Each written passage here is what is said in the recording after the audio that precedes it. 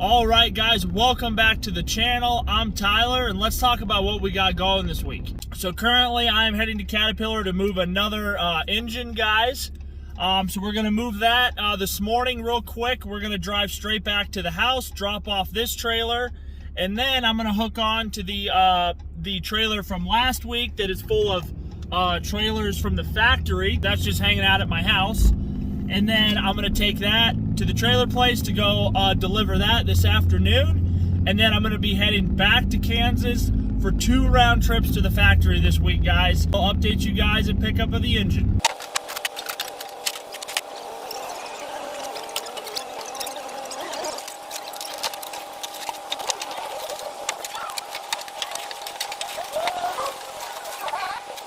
All right, guys, we got the usual here. I got a 4-point tie down on the sides and a chain over the top, ready to roll.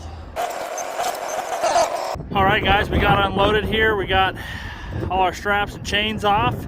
Everything went good, except for I did lose a strap.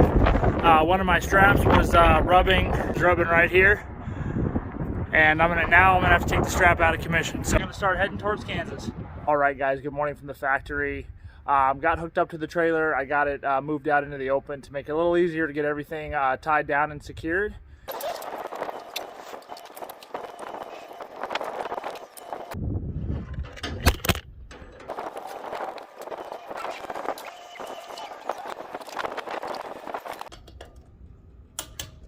All right, guys, let's go over this load. It took me way longer than I expected to secure it. This one, due to the bottom one being on blocks, I didn't use any chains on the axles, as you saw. I just did straps, guys. I did 4 of my green ones, then I did 2 lasso straps here, 1 on each end on the back end. And you saw me fumbling around with this strap. The reason is because I wanted to put a strap protector up there, not only to protect the cargo, but to protect my strap. So I took it off of this strap back here. Guys, definitely make sure you have strap sleeve protectors. They make your life easier. And then when you can't use the sleeve, I have old straps protect the good straps, so I let them take the wear and tear. Because even if these straps are tight, it will still rub ever so slightly, and it will cause wear, and it can cut and wear your straps. So always protect your straps, guys, because they ain't cheap. Yeah, and then I threw on my red flag, and we're good to go. We made it safely. Got here a little bit later than expected. A couple of the truck stops in Kansas were out of diesel fuel, or they had contamination, so we had to make quite a few extra stops, which added a ton of time. Gonna get this unstrapped and then head to the house and change the fuel filters in the truck and call it a night. All right, guys, we made it back to the house. We're doing the rear fuel filter right now. Guys, make sure you take advantage of the Peacock valve with the drain nipple and throw a drain hose on it and let it run for a few minutes, because it'll make a lot less mess when you crack that filter off. Just throw a drain pan and let it drain down in the hose. Now we're in the engine bay here. You can see the fuel filter down there. It's that tan top. I will tell you guys, on these 6.7 Cummins, these fuel filters in the engines, they get stuck all the time.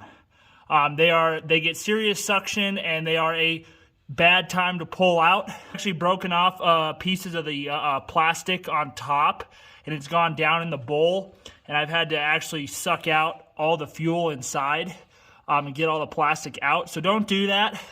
This is literally the best method that I've found to break the suction. It works about, I'd say, 80% of the time, and then the other 20%, you just have to prepare to have a bad day and basically want to die. So let me show you.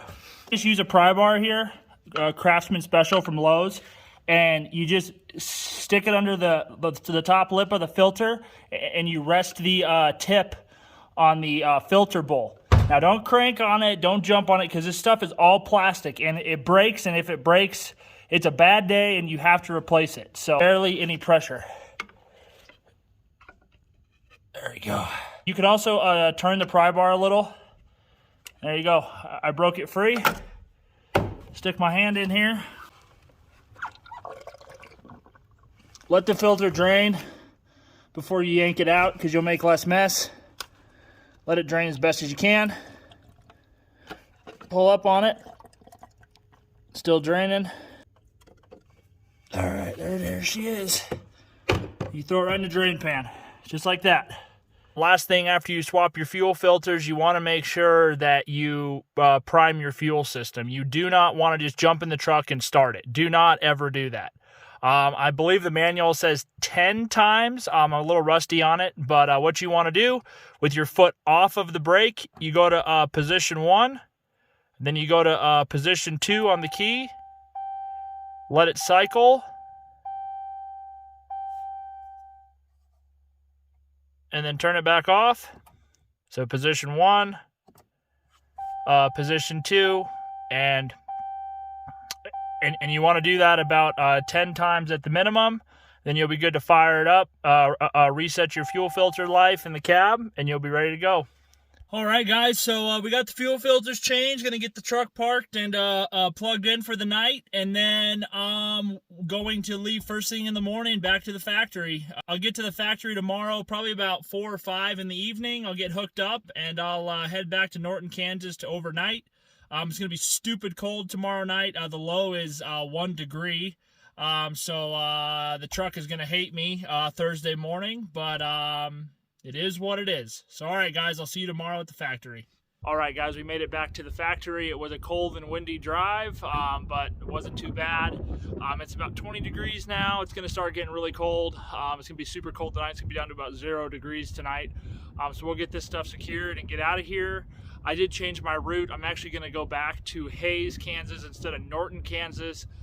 The roads on the interstate were good all the way there. I don't know what the roads are going to Norton, and with the storm that came through, I don't want to roll the dice, and especially at night.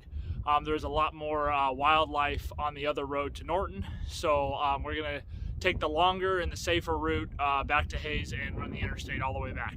So let's get this thing secured and we'll get on the way.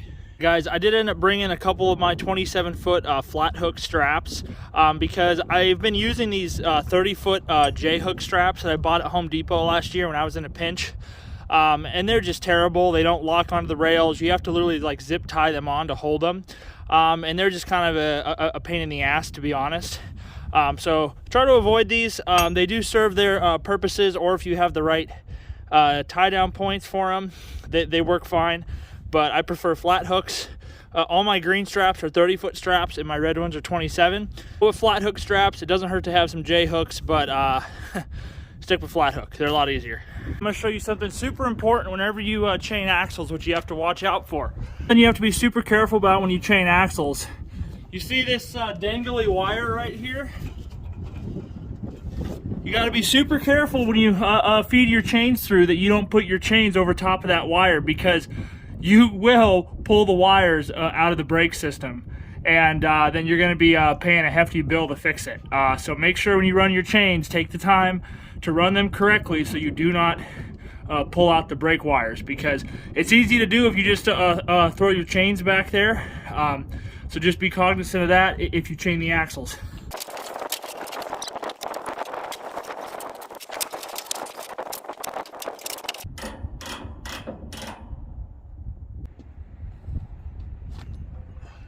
So this is exactly why J-hooks suck, because they don't stay hooked onto the trailer. They can't fit through the rub rail, so the only place you can hook them is down underneath. The only way to get them to hold on if you're by yourself is to use zip ties to hold them in place, so when you pull the strap tight, they'll be where you want. So just wanted to do that to show you guys how much of a pain J-hooks are. So guys, me and all my infinite wisdom here, I thought that running it underneath the inside of the inner rub rail would make sense, but it doesn't, because the strap's pulling like shit. So I have to fix that. Thankfully I can fix that from this side. So just an idea, and make sure you always double check yourself, because what might seem like a good idea when you start, as you go along you'll find out it's not a good idea. Now, due to my error, I have to climb back up, and I have to twist the straps up top, because you don't want to have a long straight strap, especially this long, because no matter how tight you get it, it's still going to flap. And with this, you can only get them so tight because the rubber is just going to keep compressing down. So if you twist it, and they won't flap.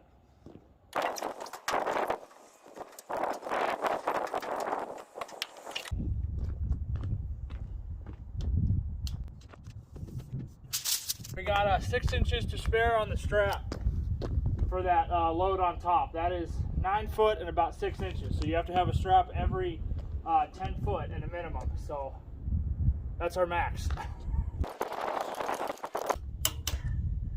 It's exactly why you always torque the lugs. Almost every one of those lug nuts was loose. Sometimes they're tight, sometimes they're loose. Always torque them and then re-torque them. All right, guys, we made it to the drop. Everything went good, good smooth drive. But I want to talk to you guys about why you don't ever want to let your straps flap and why you always want to protect your straps. So this strap has only been used, I think twice, maybe 3 times, and it was flapping. Did this right here. I mean, I would pull this out of service, and then I got another one right here that's right on the edge, and that's the only 2 spots. But guys, this strap is done for. Its new life is to be cut up into small pieces for strap protectors. So make sure your straps don't flap, and make sure you always protect them. And guys, unfortunately, sometimes no matter what you do, your straps are still going to get damaged. It's just the reality of it. So we're going to go wash the truck, get our tires rotated, but I'm pretty certain that I'm going to have to buy new tires today. So we'll figure out that fiasco later today, because I'm pretty certain that that is less than 2:30 seconds. So I think we'll be buying new tires today. Made it home nice and early tonight. Ended up, after dropping the trailer, I went to go what was going to be my tire rotation, and instead they warrantied 2 of my 4 tires, and then the next time I go in for a rotation, they're going to warranty the other 2 out. So, which is awesome, guys, because for 2 new tires, I only paid $150 a pop. So let's go over the numbers for the week, guys. So the Monday morning load was a 200-mile round trip. It paid $350. Took about 3.5 hours to do. After that, I came back to the house, dropped the trailer, hooked onto the load from last week, dropped that off, and then ran out to the factory for 2 round trips. So for the 2 round trips, I got paid a total of $1,900. It took 3.5 days. It would have taken, it takes about a day and a half for each run, but due to the Monday morning load, it added that extra time. So it took me 3.5 days, and it was a total of 1,850 miles for that, just for the 2 power only loads. So that's $1.02 a mile for power only. Everything went good for the most part with them, except for the load. Today that I drug back was really, really bad winds again, just like last week.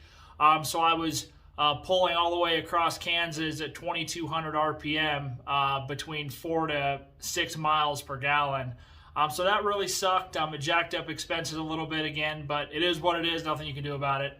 But let's talk about what we spent. I spent on fuel and DEF, I spent $791. On food, I spent $65. And on the hotel for last night, I spent $99. So I spent a total of $955. But that's going to sum up this episode, guys. Tomorrow, all I'm doing, I'm picking up my first actual tarped load that I would consider a real tarped load. It's going to be about a 20-foot long tarped load, so it'll be a good load, not just like a pallet. It's an actual, a good tarped load. If you enjoyed this video, guys, please shoot me a like and a subscribe. If you have any comments or questions, please don't hesitate to throw them in the comment section. Stay tuned for next week, and have a good night.